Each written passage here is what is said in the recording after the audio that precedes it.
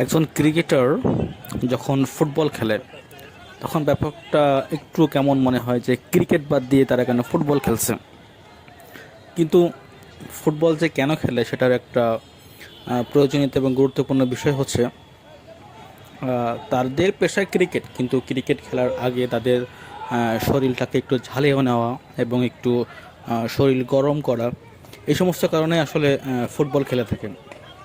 এখানে আমরা দেখতে পাচ্ছি স্ক্রিনে এনামুল হক বিজয়। বর্তমান ঢাকা প্রিমিয়ার লিগ ডিপিএল চলছে।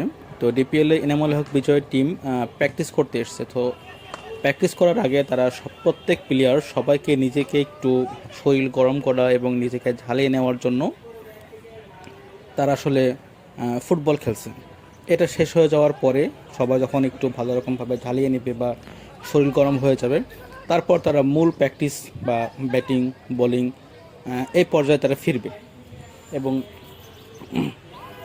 এটা ছাড়াও অনেক অনেক বড় বড় টুর্নামেন্টে বা বড় বড় খেলাতেও দেখা যায় যে ক্রিকেট শুরু হওয়ার আগে তারা একটু ফুটবল প্র্যাকটিস করছে।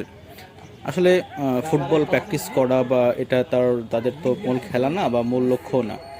মূল উদ্দেশ্যটাই থাকে ওরকম যে নিজেদেরকে একটু ঝালিয়ে নেওয়া, একটু শরীর গরম করা, এটার জন্যই আসলে ফুটবলটি খেলা।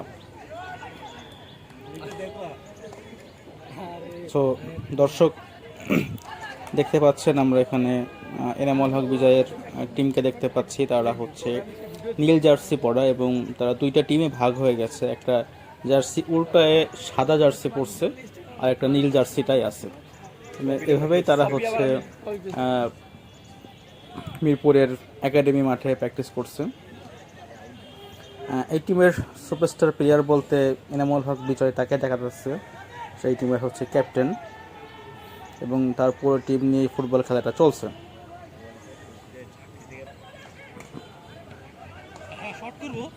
বর্তমানে বাংলাদেশ এবং জিম্বাবুয়ের মধ্যে টেস্ট ম্যাচ অনুষ্ঠিত হবে।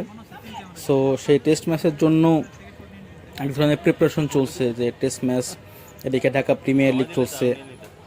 একরকম বলা যায় যে বাংলাদেশের যারা ক্রিকেটার আছে তারা সবাই একটু ব্যস্ত সময় পার করছে। এদিকে লিটন দাস এবং রিশাদ হোসেন তারা পাকিস্তান সুপার লিগ খেলার জন্য এখন পাকিস্তানে অবস্থান করছে। দুইটা প্লেয়ার বাইরে আছেন। আবার তাসকিন আহমেদ এবং মুস্তাফিজুর রহমান আইপিএলে যাব বা যাওয়ার প্রিপারেশন এরকমও চলছে। তো সব কিছুই মিলে সবাই অনেক ব্যস্ত সময় পার করছে ক্রিকেটাররা। আসলে ক্রিকেটারদের এরকমভাবেই থাকা উচিত, সবসময় খেলাধুলার মধ্যে থাকা উচিত।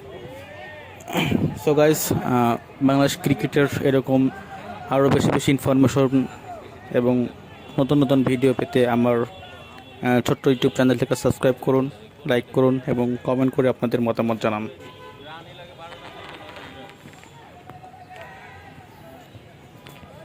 Thank you everyone.